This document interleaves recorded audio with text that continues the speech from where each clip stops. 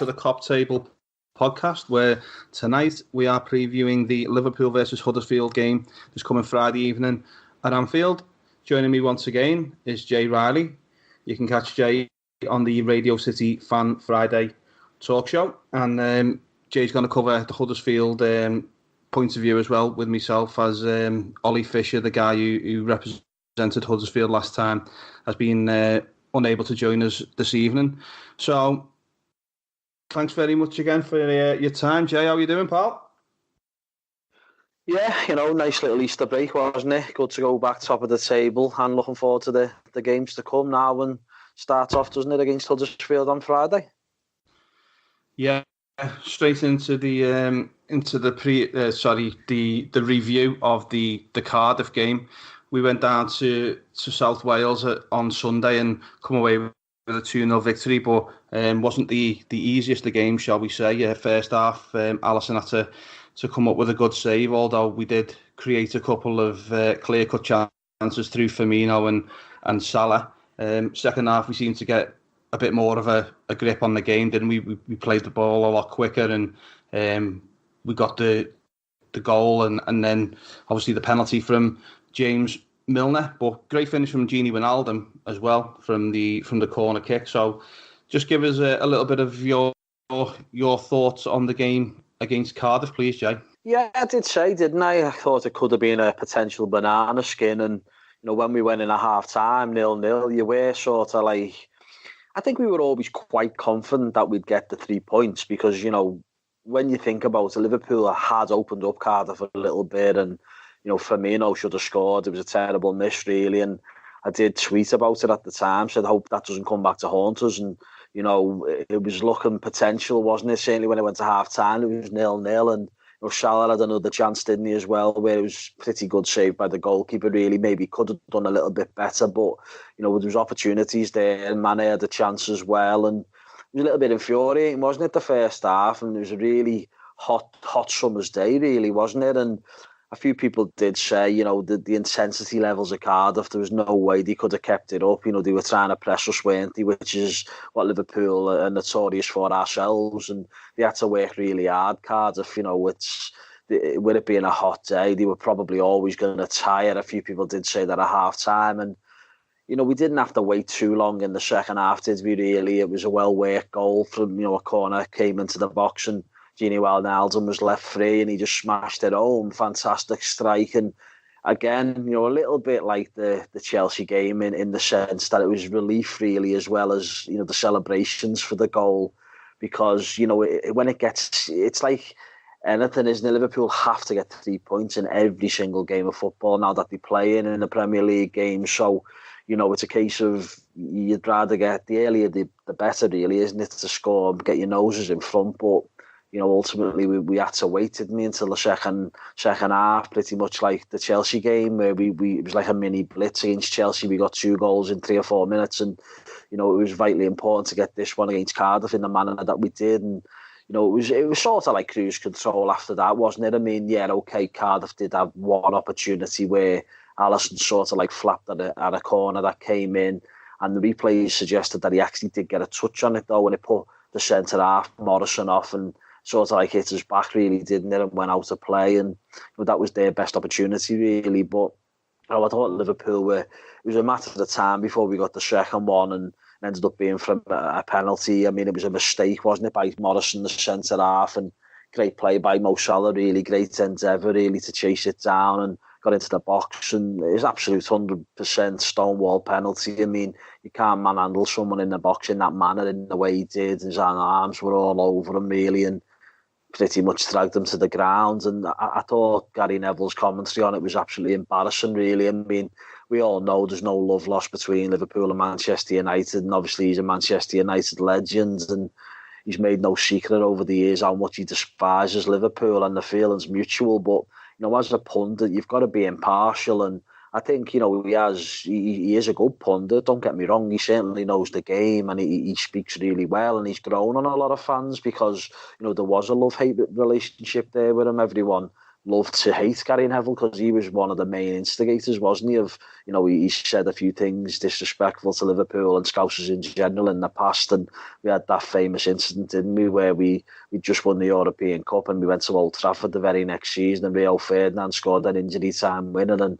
we came over to the travelling Liverpool fans and sort of like kissed the United badge and was giving it large, wasn't he, in front of us? So he certainly there's no love lost there, and I just think at times it is the biased nature of his commentary. It's embarrassing, really. I mean, how anyone could say that wasn't a penalty, or it was cheap, it was harsh, beyond belief, really. I mean, you get Neil Warnock; he's going to be disappointed because he's Cardiff manager, and even he admitted it himself. So he sort of like contradicted himself because he said, yeah, you give the referee the choice to make it, a decision to make because his arms were all over him.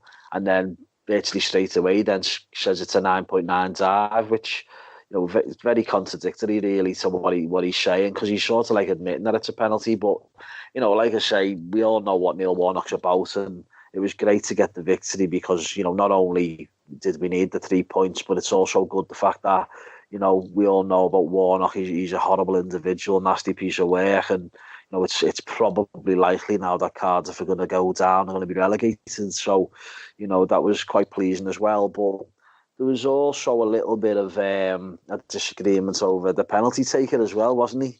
Mo Salah won the penalty, and obviously he's going for the golden boot, isn't he, with Aguero and Aubameyang. And let's not forget Sadio Mane's only one goal behind him as well, but he seemed to want the penalty, didn't he? But James Milner had came off the bench, and he's the penalty taker. If James Milner's on the pitch, it's team rules are, the team orders are, the main man is, if he's on the pitch, which is James Milner, then he takes the penalty. It's simple as that. And I think it's embarrassing, really, some of the stuff that's being said on social media about, it's a disgrace. Why did he take it off Salah? Well, the reason why he took it off Salah is because, as I've just said, he's the number one penalty taker. The game was still marginally in the balance because we were only 1-0 up. I mean, imagine Mo Salah would have took that penalty and missed it, and then, Cardiff go down the other end and get a late equaliser. It could have happened. So, the professionalism took over, and Milner used his authority. He got the ball off Salah and slotted home. Fantastic penalty, and 2-0, 3 points back to the top of the table, and fantastic for Liverpool. And now we move forwards. We've got this game on Friday, but before we play on Friday, there's a small matter of the Manchester derby. So it's all eyes are going to be on that on Wednesday, and let's see what happens. As we do this podcast now, that game hasn't been played, but it's going to be a massive game on Wednesday. Yeah, and I'm just looking forward to that game at Old Trafford on Wednesday night, Jay. Obviously, all eyes from the Liverpool side of Merseyside are going to be watching that, hoping that Manchester United can do us a favour and take a point, maybe 3, off Manchester City. There's been a lot of talk. Obviously, Manchester United fans are divided as to whether they want their own side to win. Obviously, if they win or draw, it gives Liverpool the edge in the title race. Also, they're fighting for top 4, and they need the win to keep on challenging for them positions to enable them to be in the Champions League next season. With the rebound effect of that, possible signings in the summer, are you going to attract players who are not playing Champions League football, who are going to be looking to play in the Europa League? Is that something that a player is going to be looking at, a potential signing for Manchester United? So there's a lot of things to put into the pot tomorrow night, isn't there? Ollie Solskjaer's been on Sky Sports today saying it's the perfect chance for Manchester United to redeem themselves after a very, very poor performance against Everton. Pogba's another one who's been out there saying similar things. So United, they need to bounce back, not just for the club's sake, but for everyone, for their fans, for the players. There's a lot riding on it for both sides tomorrow evening. So just give us your thoughts on how you see things going tomorrow night, Jay. Well, look, it's we've had this conversation, haven't we, time and time again, and people are saying about it's a derby game, it's a great leveler. Look what Everton done against Liverpool recently, where Liverpool are miles better than Everton, but Everton ends up getting a draw in the Merseyside derby at Goodison, and the intensity levels, they were right up for the game, and they took, we dropped 2 points against them, and that they're the last points, ironically, that Liverpool have dropped in this title running, and it's frustrating, really. But I think there's a big difference between Liverpool and Everton and Manchester United against Manchester City, pure and simply because what you've got to think about is, of course, Manchester United fans, players, the club, they don't want Man City to win the league. But what's the alternative? Liverpool winning the league. And let's get one thing straight here. Manchester United hate Liverpool more than they hate Manchester City. It's as simple as that. And you know as well as I do, majority of that fan base would not be able to handle it if Liverpool won the league. And it's quite embarrassing, really, that they don't mind their own team losing a game against their nearest rivals, the City rivals, because they know that it would, obviously, if they do something where they get a point or they get a victory, then it hands the title to Liverpool. It doesn't quite hand the title to Liverpool, but it certainly gives Liverpool the incentive and also puts it back into our own hands. So that's not something that they really want. But you've got to look at it and think from a club's point of view, from a financial point of view, from a professionalism point of view of the players. After losing 4-0 against Everton, now let's make no mistake, Everton are a pretty average side. They're 7th, 8th, maybe 9th best team in the Premier League. They're okay, don't get me wrong. They're not bad at Goodison. They're quite good at home, to be fair to them. They've beaten Arsenal, they've beat Chelsea, and Liverpool only managed to draw there. But what I'm saying is, to lose 4-0 in the manner that they did to Everton, it's absolutely humiliating, quite embarrassing, really, for the amount of money that was spent on assembling that Manchester United squad. To lose 4-0 to Everton, who, admittedly have spent a lot of money as well, but it's unheard of, that type of scoreline, isn't it? So no matter what, for their own professionalism and for their own pride, there's got to be a reaction from Manchester United's players on Wednesday night in the Manchester derby. And yes, Oscar's come out and said, the perfect game now is to try and rectify that. It is a game, in front of the home fans against Manchester City in a derby game. It's as simple as that. They've got to turn up. Now, whether or not they're good enough, though, to do anything against Man City is a different story and a different matter. I mean, I must admit, I do have my doubts. I mean, this is, as I've said it time and time again on these podcasts, Manchester United, this is a very, very poor Manchester United. It's quite possibly the worst Man United team in living memory for me, certainly back to the 80s when I was a young child. The horrific, the horrendous, the work ethic's just non-existent. They've got a couple of good players, but the amount of money that's been spent on that group of players, the amount of wages that some of them get paid, and a lot of them are prima donnas, show ponies. I've said it time and time again against Paul Pogba, pen I call him. He's a stat padder. I think he scored 10, 11 goals this season. About 8 of them have been penalties. The man is just totally and utterly overrated. And when half the time, he can't even be asked. He strolls around that football pitch like he owns it. And most of the time, he gives the ball away, gets dispossessed. He's so inconsistent. It's unbelievable. And he's probably going to move on in the summer. And he's a lucky boy because he's probably going to double his wages. He's probably going to go for a bigger transfer fee. And I don't know how, because he's had 3 years at Manchester United and stunk the gaff out, scored a few penalties, and that's it. He's a dreadful player, in my opinion. But, he has got a certain amount of ability, because you don't play for, France and, in a World Cup final if you haven't got something about you. It's just whether or not he can be bothered. And, I personally, he's not my type of player. I think he's totally overrated. He's a show pony, as I've already said. But, on his day, he can produce little moments of magic and brilliance. And, we've seen it in the Manchester derby last season when it was 2-0 at half-time to City. And in the second half, he scored 2 goals from open play this time, by the way. It wasn't, penalties, like, as I say, I call him Pogba pen, because that's what for me, that's all he is. He's a pen taker. But, if he turns up and he wants to perform and he wants to, try and make a statement, then fine. Hopefully that he will perform to a level that he potentially has got. David De Gea has made quite a few mistakes as well, hasn't he, recently, certainly this season. Hopefully he has one of them games where he has an absolute worldie where, I think there was a game earlier on in the season, wasn't he, where Tottenham, they went to Wembley, beat Tottenham 1-0. Tottenham literally had about 10 shots in the second half, and every single one of them, De Gea seemed to just keep out. It was an unbelievable performance by him. I mean, yeah, okay, fair enough. You might say some of them were hit straight at him, but, his positional sense was spot on in that game, if I remember rightly, and maybe he'll just have one of them type of games. Who knows? Other than that, they have got goals in the team. I mean, everyone raves about Rashford. He had a fairly decent World Cup, didn't he, for England? And he's had a half-decent season for United. He had a little spell where I think he had a couple of months where he was very good.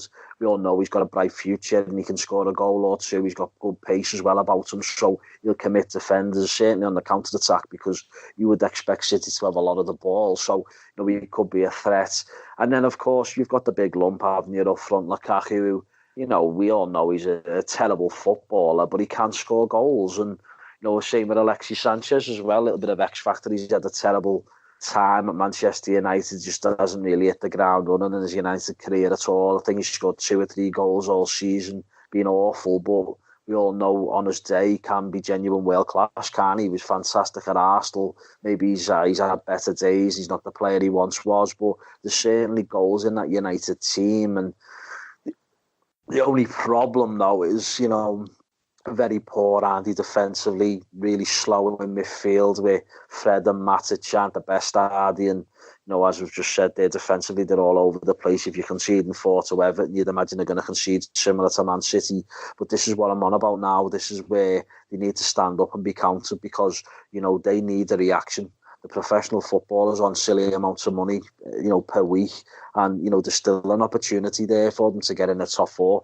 For United to not get in the Champions League for next season, that's a big hit on the club financially. And as you said before, it's attracting players in the summer. They've got a big rebuild job going on there. They need to sign 5 or 6 players in the summer. And are these players going to want to join that football club if they're not in the Champions League? So, any United fan out there saying we don't want Liverpool to win the league, so we want City to beat us, it's absolutely embarrassing. Look after your own club. The facts are, if United come fourth and Liverpool win the league, forget Liverpool. Your own club needs to be in the Champions League. Why would you want to have a year out the Champions League and not get the players that your club should be targeting, because you've got a rebuild job on?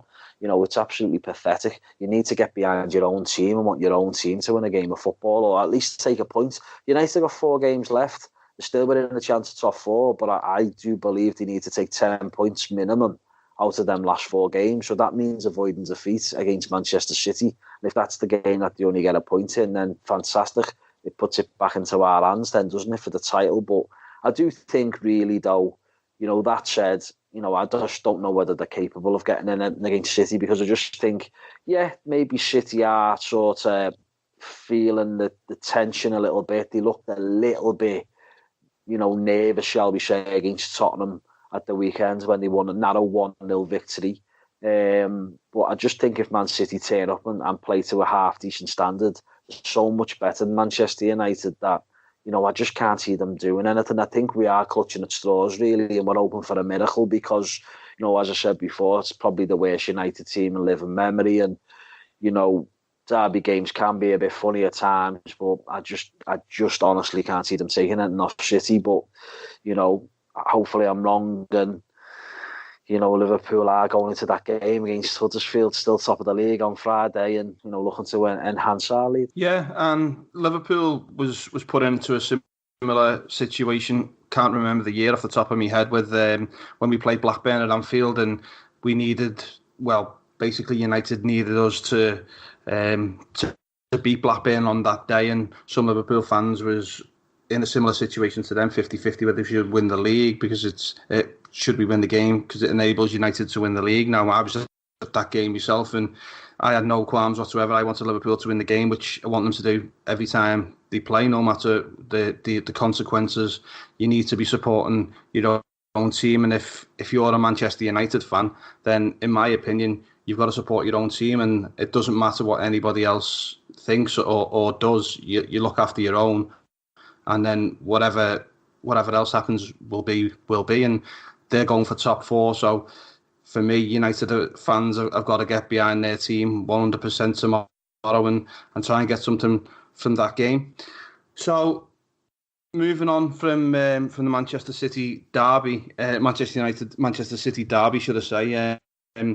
Just one or two little things we're going to cover that's been in the press the last couple of days with the rumours about a possible fallout between Jurgen Klopp and Mohamed Salah, which seems to come from not a very, very good source, if you like, and I think we can possibly just file it under a load of rubbish. But I'd just like to get under your thoughts on them rumours. Are they just trouble causing? What's going on with them, please, Jay?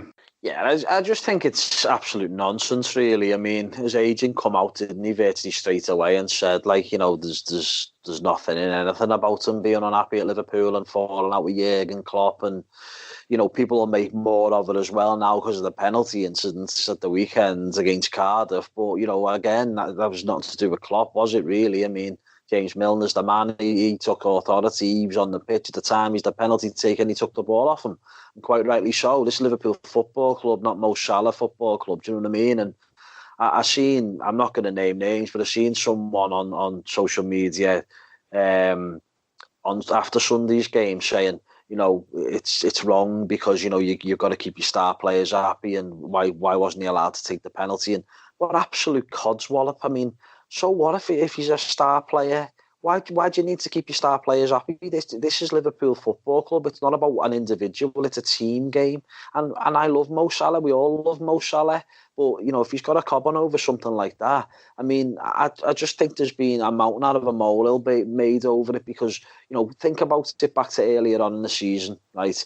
What happens? For Liverpool get a penalty against Arsenal. Roberto Firmino's on a hat-trick. Mo Salah gives at the time, Milner wasn't on the pitch, Mo Salah gives the ball to Firmino to take the penalty to get his hat-trick. So, you know, where's all this come from? You know, at the end of the day, in my opinion, Mo Salah is a team player. And people say, and I said it myself a couple of months ago, a couple of weeks ago, actually, at times he's been a little bit greedy and he's trying to do too much. But the thing is, that wasn't really having a go at him because when he does keep the ball, he takes two defenders out, so then it frees up space for the likes of Firmino and Mane to do their work. And you know, let's be honest, you know, Sadio Mane's been on a fantastic goal scoring run, and a lot of that is down to Mo Salah's endeavour and what he does and the threat that he poses. And obviously, like, defenders are terrified of him. So you know, Mo Salah, in my opinion, is a team player. So it's something or nothing, and all the talk about like moving on and all that, and like to me, whenever you've heard Mo Salah in an interview or he's done he's done an article for someone, or he's done one recently, didn't he? I can't remember the name of the magazine that he done it for, but you know, he comes across very humble. Do you know what I mean? And he's quite shy, really, confident but shy as well. You know, with it. So I just think it's absolute nonsense, and obviously. Some of the reports, you know, the irony of it is who do Liverpool play in the next round of the Champions League? A Spanish team, Barcelona, and it originated in where? AS, which is basically in Spain, isn't it? So absolute nonsense. And, you know, we all know that Mo Salah is a fantastic player. Maybe he hasn't had as good a season this season as he did last season, but, you know, the facts are he's still been an integral part of this Liverpool team that's challenging on both fronts now, potential title winners and obviously in the European Cup still, and maybe getting to another European Cup final. So, you know, Mo Salah, maybe there is an element of, you know, he wasn't on the shortlist, was he, this year for the 6 players for the Player of the Year award, the award that he won last season. Maybe he's a little bit down about that because really, you know, even though he hasn't had a good season, you would have thought he still would have made the shortlist of 6. And he hasn't, and Sadio Mane's made it ahead of him. And I do think that's probably a little bit down to the fact that Mane sort of like hit form at the right time. If you remember back to the start of the season, Liverpool did win quite a lot of games narrowly. And at the time, Mo Salah was scoring the first goal in quite a lot of games. I think he's done it 9 or 10 times this season. He scored the first goal in games. So they're all crucial goals to get your nose in front in the game of football, aren't they? So, you know, he's still been very important this season. And I just think the reason why Mane's on the list and Salah isn't is purely because he hit form at the right time when the nominations were getting done. You know, when the players were making their choices. And, it is what it is. I mean, Salah still actually scored one more goal this season than Mane in all competitions, and he's also scored one more goal in the Premier League, and he's got more assists than him. So if you're based it on sort of like the output, then Salah should really be on that list. But he isn't, and yeah, it might affect him a little bit. But again, I go back to the point that it's all about the team. It's not about individual accolades. It was great last season for Salah. He got the 2 Player of the Year awards, the Football Writers as well as the Player one, and he also won the Golden Boot. This time around, he still might get the Golden Boot. I mean, look, we've got Huddersfield at the weekend, Friday night. There's no reason why Salah can't get a couple against them. I mean, in my opinion, I'm going to tip him up for a hat-trick. I'll mention it at the end of the podcast, but I'm going to put him down for a hat-trick on Friday night, and hopefully that'll be enough for him to go top of the goal scoring charts, and he won't look back then, because we've got Newcastle and Wolves after that, and could easily score against them 2 sides as well. So, it's all about the team, isn't it? And I just think the reports were something or nothing. His agent did rubbish them, and I think it's just mischief making, really, because it is what it is, and even more reason now because of what happened with the penalty incident against Cardiff. It gives the media something to sort of like report, doesn't it, and make more of that when there's nothing really there. So, in my opinion, there's nothing in it at all, and I'm sure Mo Salah will still be a Liverpool player this time next season. Yep, spot on. Cheers, Jay, for your thoughts on Mohamed Salah's Liverpool future there. Just one more thing that we're going to cover regarding Liverpool possible transfers is Marko Grujic, the Serbian lad who's been out on loan in Germany. Talks of Atletico Madrid, possible interest in him. There's been a mooted fee of 40 million, which seems a little bit excessive for a player who's really featured for Liverpool. I think he's made 9 appearances in total. But Michael Edwards, the sporting director of Liverpool, he always drives a hard bargain, doesn't he, when Liverpool sell players, as we've seen in the past, getting 20 million for the likes of Solanke and 12 million for Danny Ward, who's now just basically sitting on the bench at Leicester. So do you see these rumours about Grujic being true, and what's your thoughts on the possible fee of 40 million for a player of his standard? It's a strange situation, isn't it? Because he's never really looked, in my opinion, I don't think he's ever really truly looked like a Liverpool player or good enough for Liverpool. And I know you have the fanboys out there who are saying, "Oh, give that lad a chance. Oh, he looks like he's got something. Oh, he looks quality."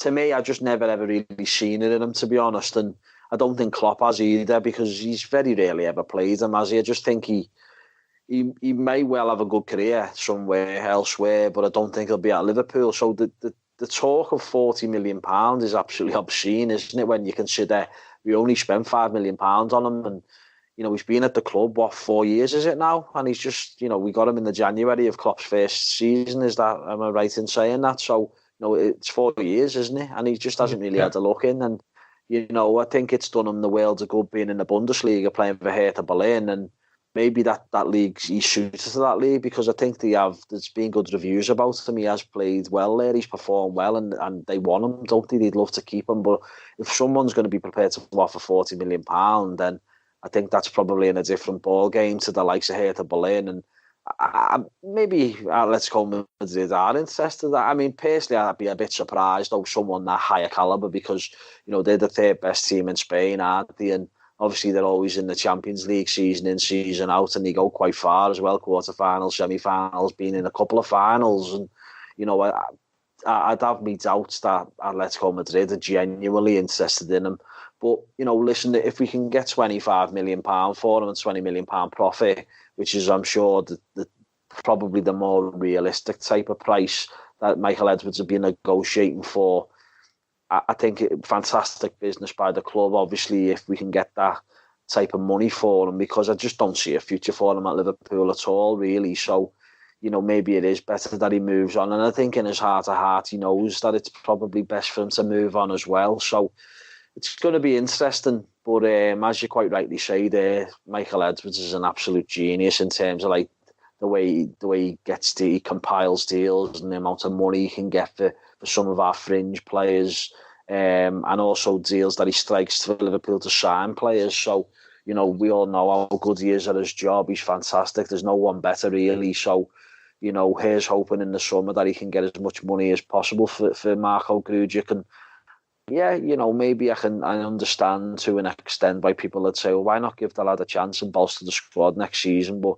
the age that he's at, he needs to be playing games week in, week out, and Liverpool certainly won't be able to offer him that. Okay, spot on, Jay. So yeah, that's a little bit of transfer talk roundup we've done there. So we're going to look towards the game on Friday evening now against Huddersfield, who bottom of the table, already relegated, should be pretty much a foregone conclusion. But obviously, you can't approach the game like that. Every game's got to be treated as a cup final for Liverpool, and I'm sure Jurgen Klopp will have his players fired up for this game.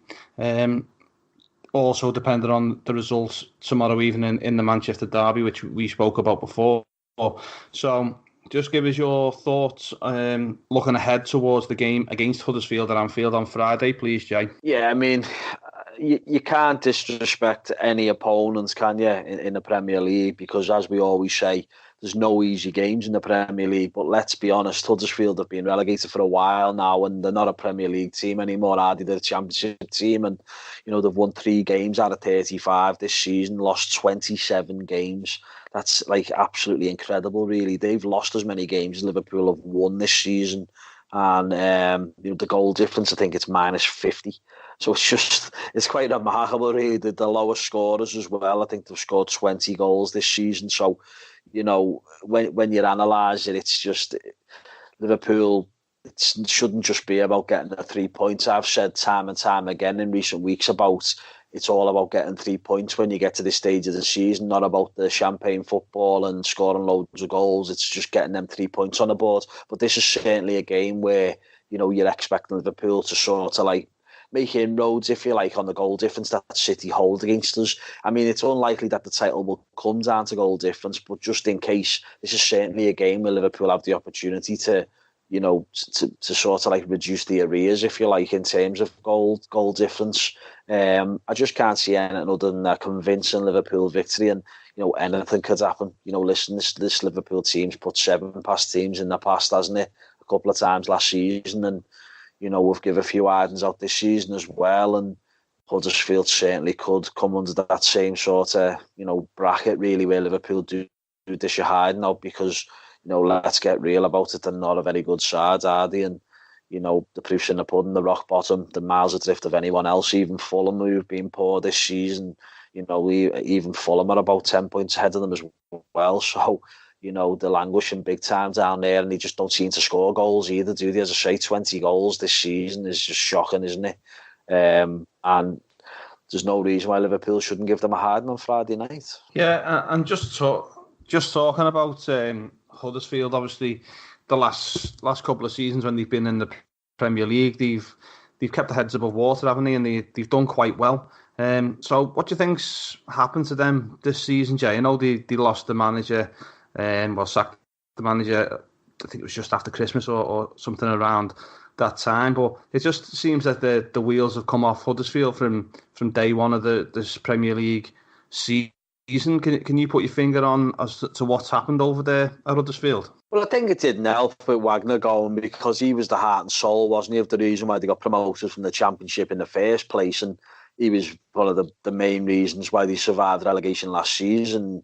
When he left the club, I think they were always doomed and destined then to get relegated, really. When you think about it last season, I thought they were very fortunate to stay up last season as well, really, because they got 2 remarkable away draws, didn't he, against Man City 0-0, and I think they drew 1-1 at Stamford Bridge, or was it 2-2? They certainly got a draw at Stamford Bridge as well anyway. So, to go to them 2 grounds and get a draw at each ground is quite remarkable, really, because they looked doomed last season, didn't he, to me? But, they got away with murder, really. They got out of jail right at the end of the season and they survived. So they were always going to struggle again for me this season, because the calibre of player that they sign, it's just not really to the level of Premier League standard to me. And then once you lose your manager as well, that's the heart and soul gone, really. So they were always destined for the drop. And like I say, I just think it's one of them situations, isn't it? The new manager that came in, he was on a hiding to nothing because they were already going down, and it's just sort of like minimising things now in terms of they were geared up for a long time for the Championship next season. So, that's probably the reason why they never really dipped into the transfer market much, did they, in the January window, because they were resigned to their fate. And here we are, they've been relegated with, like, how many games was it to go? 7 games to go, and they were already relegated. Mad really when you think about it, but it is what it is. And people might say there's no pressure on them now because they're coming to Anfield and, they've got nothing to lose, have they? Because they know their fate anyway. And they lost 4-0 against Tottenham recently, and they had to go at Tottenham, really.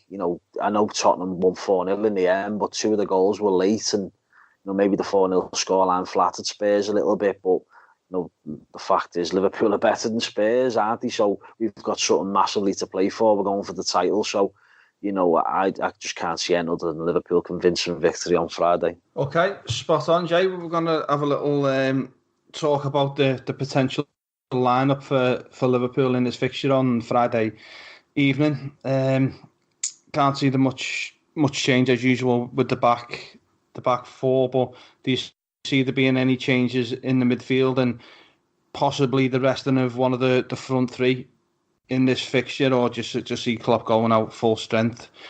Albeit as well, we do have the Barcelona game to think about in midweek next week. So just give us your thoughts on a potential lineup for Liverpool in this fixture, please, Jay. Well, I think we've been quite fortunate, really, in the way that the games have fallen, because we played on Sunday and then the 5-day gap to have this game coming up against Huddersfield, and then there's another 5-day gap because we've got the whole of the weekend, really, before we've got Barcelona in a new camp next Wednesday. So he could go full strength, really. There's no reason why not, because we've got 5 days, haven't we, before our next game. But I do think with it being Huddersfield, and I know I've just said there that there's no reason why Liverpool shouldn't get a half full against Huddersfield, and you might say, obviously, you also might say the flip side, there's no easy games in the Premier League, blah, blah, but I just think this potentially could be the game where a few changes are made. We might see Joe Gomez make a return to action, because I think Alexander-Arnold struggled a little bit defensively in recent weeks. He certainly got targeted, didn't he, against Cardiff in the first half, and maybe he'll look at Joe Gomez, maybe even right back, or maybe put him in centre half. But I just think Joel Matip's done really well alongside Van Dijk, so it would seem a little bit harsh, wouldn't it, to leave him out? But then, against Porto in the Champions League recently, in the game at Anfield, Dejan Lovren played, didn't he, instead of Matip alongside Van Dijk. So it's going to be interesting. I think that there is, scope there for the potential that Joe Gomez comes into the back line, but whether it's right back or centre half, I'm not so sure. In the middle of the park, probably unlikely Fabinho will start, because he come on for a couple of minutes and then seemed to go off with concussion, didn't he? So I don't know what the protocol is with that, but you're meant to miss like at least a week, aren't you, when you suffer that type of injury? So whether or not he'll go with Fabinho, I'm not so sure, because really, we could mix it up a little bit in midfield. I think, Keita's started to come on leaps and bounds now, so there's no reason why he shouldn't start the game. Gini Wijnaldum, I thought, was very good in the number 6 role, and obviously popped up with the first goal as well, so he should keep his place. But then again, there's Jordan Henderson and there's James Milner, and I thought Henderson was very good against Cardiff as well. Apart from his awful effort in the second half, I thought it was a captain's performance, really. He tracked back really well, and I think the forward played well. It was, put a shift in, really, and I thought it was a very good captain's performance by him. So yeah, it's all going to be very interesting. It's like when we played away in Porto. We decided to rest Firmino and start with Origi. It didn't really work out, but he could potentially start with Origi as well. So, as we always say, it's very difficult to second guess him, because he's got a squad of like 15, 16 players there that he trusts in. So, hopefully it's a winning team that he selects, but I'm sure it will be. I mean, Huddersfield aren't the best, are they? And as we've already spoken about, they're already relegated, so should be an easy 3 points on Friday. Okay, yeah, that's Jay's thoughts on the potential lineup for Liverpool in the Huddersfield game. So we're gonna go to our score predictions before we play the music by the artist that's been in touch with us on the podcast this week. So just give us your thoughts, Jay, on a scoreline prediction and your reasons for them, please. Yeah, as I said before, I really think this is a game for Mo Salah to make a statement in terms of going for the golden boot again. He's level at the moment with Sergio Aguero and Aubameyang, and I just think this is the game for him to sort of like race clear, if you like, and I'm going to put him down for a hat-trick in this game. I just think this is the perfect team. They're like cannon fodder, really, and I can only see Liverpool putting 4 or 5 past them, and I'm going to be adventurous with my scoreline this week. And I know you've just rattled up a hat-trick, haven't you? Predictions, which is very impressive, and hopefully mine will come through on Friday night, and we'll be in for the treat. So I'm going to say 5-0 to Liverpool on Friday evening. I think Mo Salah got a hat-trick. Sadio Mane will score as well, and maybe one of the midfielders. Maybe I'll go for a Naby Keita goal as well, and Liverpool will win 5-0 on Friday night. 5-0 scoreline prediction. Yeah, the pressure's on me after the past 3, where I've got all 3 predictions correct. So I think my scoreline prediction for this one is going to be a 3-0 victory for Liverpool. I think, they'll have a lot of the ball, they'll have a lot of chances, but I just think if we do get a couple of goals in the first half and maybe one in the second half, Jurgen Klopp might have one eye on the Barcelona game and maybe mix it up a little bit and bring some fresh legs on just to see the game out, really. So I just think, we'll have far too much for them going forward, and pretty much every area of the pitch, really. That Huddersfield are dead and buried. They've got nothing to play for. Saying that they've got nothing to lose. I think they might come in and have a go at Liverpool, but that's obviously going to play into our hands. They could come and put 11 men behind the ball and try and just stifle us for the whole of the 90 minutes. But I still see Liverpool getting through if they do that tactic as well. So I'm going to go with a 3-0 victory for this game for Liverpool. So just before we go, I'm going to play some music by a guy who's been in touch with us on Twitter. He's based out in Nigeria. He goes by the name of Tito Brown, and the song I'm going to play for you tonight is called My Ways, featuring Prode Magic.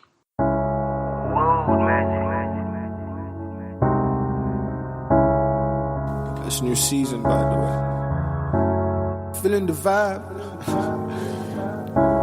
Cheers. Nothing is pulling me down, I'm pulling my weight, I rise. It's funny, I'm fooling these clowns, it's funny, they get surprised. Now I be proving my hits, so cool, I've been on nice. Now I be pulling the vibe. I'm just trying to find my ways. I'm trying to find my ways. I'm trying to find my ways. I'm trying to find my ways, find my ways. Trying to find my way, I'ma do it my way. So I'm walking away, move you up on my way. Move you up on my way. Oh, yeah. I'm trying to find my way, I'ma do it my way. I'm walking over these days, move you up on my way. Move you up on my way. Trying to show off the juice I got from my confidence. So when I show up, I never lose to my opponents. Trying to show this new season wishes and compliments. Let the word reach the people, don't call me congressman. I made mistakes and I blame it all in my consciousness. I knew good from bad and I weighed it all in my conscience. I know I'll make it, I got the skill and the competence. So the right path, but I stayed away from my compass. Now I'm back and you backing out from the truth. I got facts back in my stats, I win in peace, chalk up and juice. The plan is reach out and build, teach all the youth, this how we do. The plan is reach out and build, teach all the youth, this how we do. Take a crack at your crotch and show that you broke. Take it back, fuck the stats and know that you broke. I'm laying back, staying black against sofa road. Staying flat dates, I can protect the goal. I'm trying to find my ways. I'm trying to find my ways. I'm trying to find my ways. I'm trying to find my way. Trying to show up to do the show and show off. Now the show's on, the people show and show love. Show the cash when the bag show will go on. Because life's short before you reach dreams, go 6 below so long. So I pray to God to show me the way to go up. Down on my knees and I pray that I'm ready for when my chances show up. It's ironic how they gon' say the feel, but still they hit to show love. When they drown in the flows that I speak, cause it's over their head, I hit to show off. And I'm too short, the girls that like to roll on. Yeah, the gate and she had to get her toes on. Cause I'm down to earth, don't mean you can put your toes on. Turn it up, turn it over, yeah, we go on. Woo!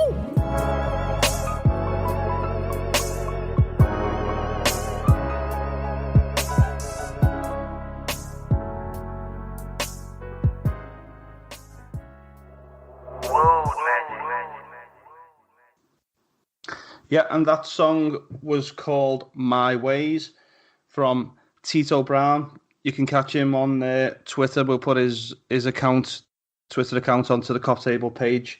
You can check out his music that he's doing out in Nigeria. So, once again, just going to say thanks to the @Liverpool Online Facebook, Twitter, Instagram pages for putting out all our podcasts on their social media platforms this season. Much appreciated to the guys over there.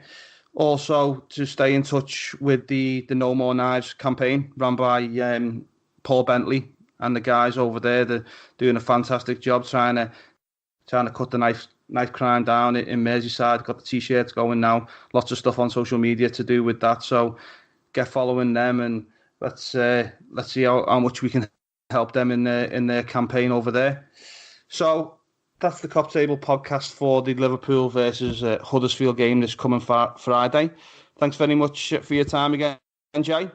No worry, Peter. Just hopefully we get the 3 points. And first and foremost, though, it's the Manchester derby, and let's hope United, our old massive rivals, the team we love to hate, can do us a favour. And Anfield, I'm sure, will be rocking on Friday night. Most definitely. Yeah, it's going to be bouncing once again with what's at stake towards the end of the season.